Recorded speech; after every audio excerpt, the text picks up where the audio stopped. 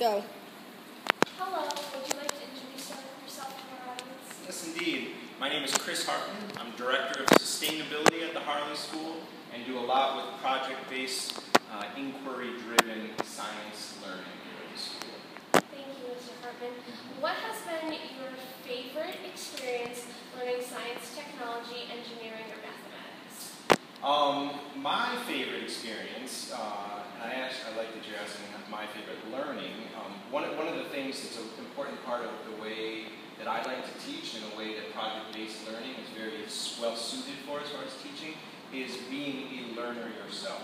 So my example of my favorite learning is actually a moment when I was teaching with students, but like scientific inquiry in general, I had no sense of the answer myself and needed to kind of explore, gather information and data, make hypotheses and conclusions, and act accordingly, and then continue the process to learning and whatnot. So one of my favorite recent projects with a group of 7th graders was trying to figure out how to grow lettuce hydroponically. And one of the first things I would say about my favorite way to learn science and my favorite type of learning experiences, I like real and meaningful work. I am not a big fan of doing things simply for the sake of doing them to practice or to learn the concept.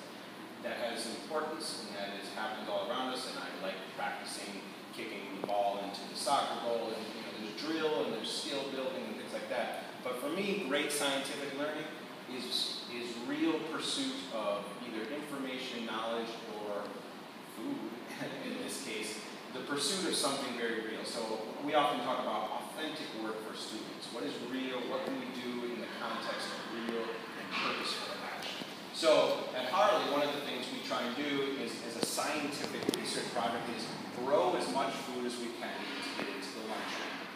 And lettuce and the salad bar tends to be our focus. So we have a big outside micro farm where we grow a lot of lettuce outside, like people tend to do. We've built a greenhouse and high tunnel to extend the season and to grow lettuce all along. And again, all of that work is in the category of scientific learning, in the sense that we don't really know what we're doing. We need to understand a whole lot to make it work successfully. We've messed up a whole lot and have learned accordingly. But things like chemistry and soil science, compost, and all the critters that are breaking that down, plant life cycle and the health of plants, these are things that we've had to learn because there's a need and a real purpose to that learning. After the season extends in our high tunnel outside, what the students have recognized is there's still some really great opportunities, even when it's cold and wintry outside, trying to figure out how we can grow lettuce. And so thus, the scientific research project, let's learn about hydroponics and let's prototype some designs that allow us to grow lettuce indoors. So this project right here that we're looking at, this is my example of my current favorite learning project.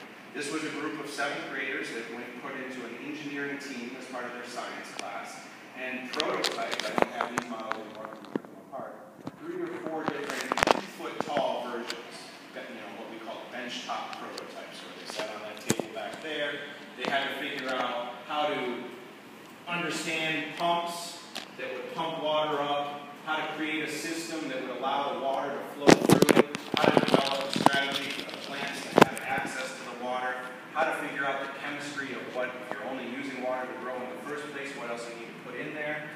These are all 12-volt pumps, so we had to figure out how to use our solar panels on the roof to bring solar electricity into the greenhouse to then wire up 12-foot volts thing. So there was electricity, there was chemistry, there was the physics, and then the mechanics of actually building and getting this to go. We just finished this is just getting started, and now the scientific learning begins of the health of this lettuce and the growth rate of this lettuce and how much lettuce can we grow in order to get into the lunchroom and things like that.